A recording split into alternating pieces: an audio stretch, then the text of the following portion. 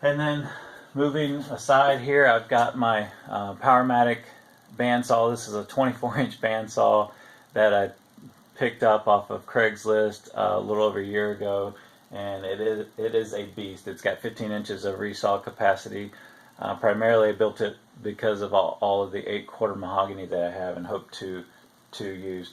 Here's an offcut from that walnut board that Mike and I ripped up yesterday as part of the Samurai Carpenter workbench build. Just around from that is my cabinet that primarily I keep finishing goods and things in. As you can see, that's pretty much all that's in here is finishing supplies, lacquers, stains, polyurethanes. And of course, I've used the front of it as my sticker wall, and it's pretty much full. I need to order some more stickers. I'm all out, and that's why I haven't really been pushing and promoting stickers lately. Just off to the side here, I've got in this corner the means to set up a shop sink. I bought that when we moved in, but I have not plumbed the water. Just on the other side of that wall, there is a water source that I just need to drill through the wall and create a drain.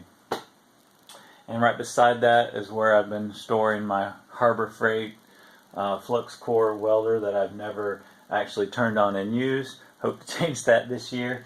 This is another parts bin that my father made that I keep. It's basically, I can't open it right now with holding this camera, but basically it is a series of drawer openings, 3 wide, and take a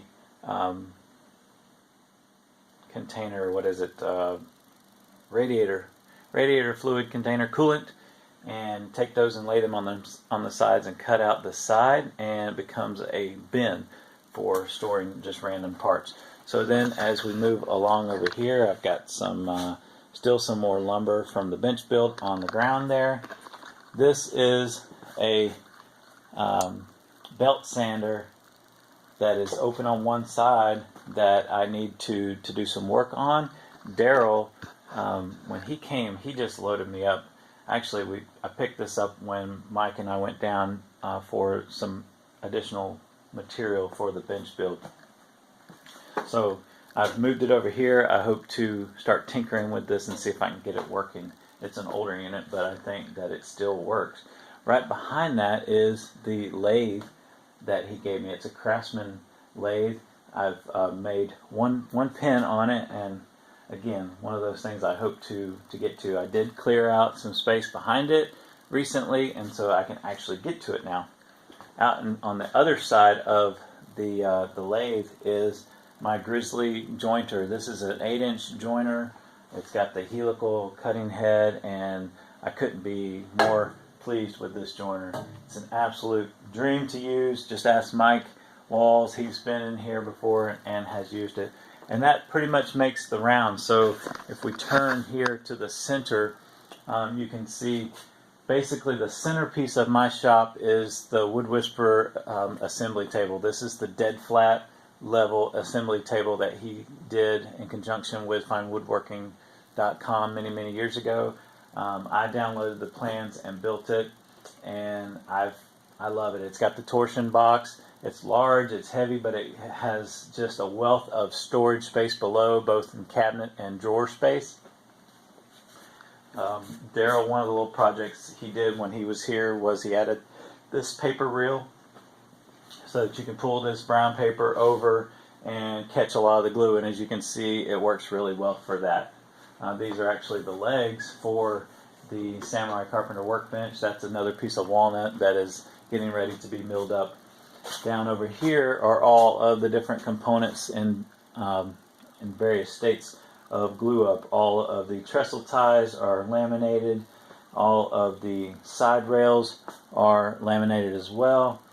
These are the 4 bench tops. We're building 2 of these benches at the same time. So this is basically all of the material plus a few pieces over there on the bottom of my lumber rack, as well as that walnut that's stacked right there for the ends of the bench, and then the front jaw faces of the vices. turning around, so just beside my assembly table, you can see here is a 14-inch Powermatic bandsaw.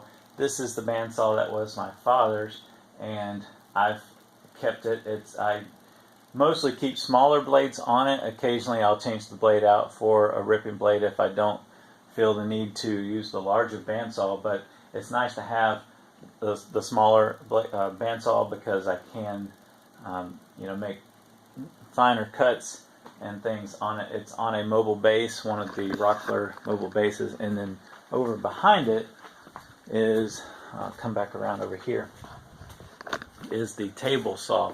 And of course I am selling this table saw. It's the Hitachi C10FL. I've had it for, I don't know, maybe 12 years now. It's been a great saw, but it's time to upgrade, and so someone is getting a very good saw with a lot of upgrades. I've got this Vega professional fence system that I upgraded several years ago on it, and I built an extension wing with a router inserted into that wing underneath. It's got the paddle switch and a variable speed control and a foot pedal down below. Those are all Harbor Freight upgrades or things, and they work really well. I've got this box joint jig that I built out of Matthias's plans, and it's going with it, along with this crosscut sled that I built several years ago for this table saw is going with it as well. This fence system here that clamps onto the table saw fence for that is going with it as well. Right now I use my DeWalt 13-inch planer. I just set it on top of the cast iron top when I'm using it. It's actually on a piece of plywood. So I hope to build a mobile base for this at some point to be able to use that. So that's pretty much it. I can turn around here and show you a few other things. I do have this additional storage up above. These are just some very simple racks that I've used for years to hang from the ceiling and have other smaller offcuts and random loose offcuts that just don't really stay very well up on the lumber rack.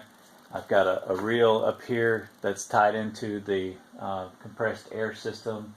I've got various dust collection drops. As you can see, I left the rafters open and just spray foam insulated so that I could have all of this additional space for storage, and I use it a good bit, and so very pleased with that.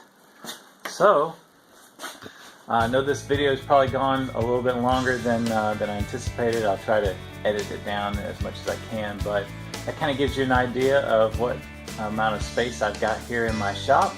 And if you have any questions, I'd be happy to answer them in the comments below. And until next time, have a great day.